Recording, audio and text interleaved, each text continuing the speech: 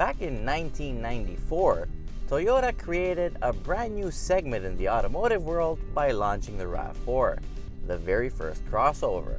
Maneuverability, a better visual from higher up, and increased cargo space in a rather compact body was the vision, and as such, the Rav4 was born.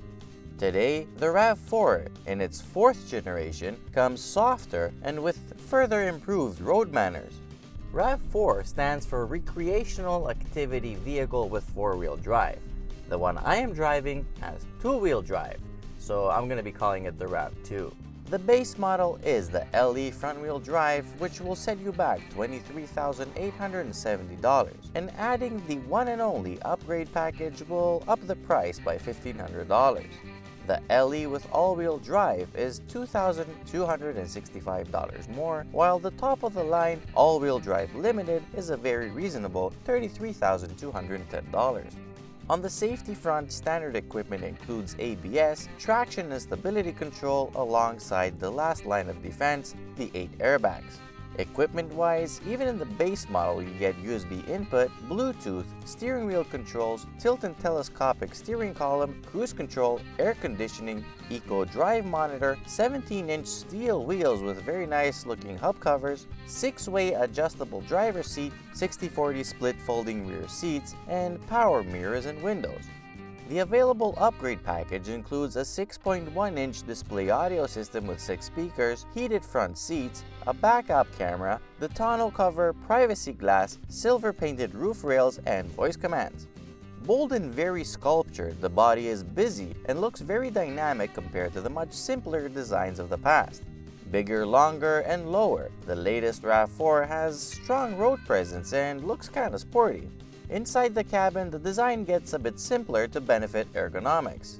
The doorless pocket on the passenger side and the simple-cut windshield air vents are surely interesting but definitely not distracting. The materials used are all hard plastic of iffy quality, but fit and finish between them seems very good. 3 discrete accent trims coexist in harmony, but the overall feeling of the interior is just not very exciting. A very comfortable driving position can be found easily thanks to the reach and tilt, and the seats are very comfortable and supportive. Forward visibility is good, but the small back window and thick back pillars need some getting used to.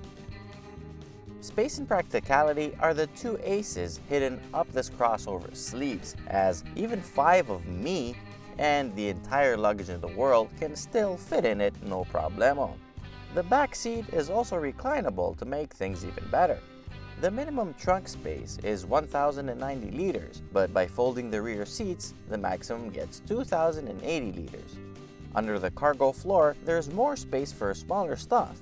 Kudos to Toyota for realizing that the side hinge door was just stupid, and now not only is it a proper tailgate, but the opening is huge and all the way to the bottom. Started from the bottom. Driving the Rav4 is a very pleasant experience. The 2.5-liter 4-cylinder Vvt-I motor is refined and plenty capable of moving around the big body, as the 176 horsepower and 172 pound-feet of torque offer decent performance. 0 to 100 kilometers an hour is completed in 11.3 seconds, and when driven in a mixture of heavy traffic and open roads, it requires an average of 11 liters per 100 kilometers of regular unleaded. The 6-speed automatic transmission is smooth and well geared, while the Eco and Sport buttons do have an obvious effect on the way it shifts. The all-around independent suspension is tuned for comfort, but it's very near that sweet spot versus driving dynamics, or at least that's what it feels like at first. Over rough surfaces, most of the shock is absorbed well, and only shallow, sharp hits will be felt a little bit. Road noise is minimal, but unfortunately the same does not apply for wind noise on the highway. Around corners, the well-weighted steering and crisp brake pedal feel inspire the driver to push hard, but it is then when you soon realize that the soft suspension allows body roll, which in turn slows down the pace. Sporty it might not be, but sure-footed it is. Understeer comes relatively early in the front-wheel drive model, but traction limits are smooth and predictable, making this safe and easy to drive. The brakes performed well, as from 100 kilometers an hour, it came to a complete stop in 42 meters.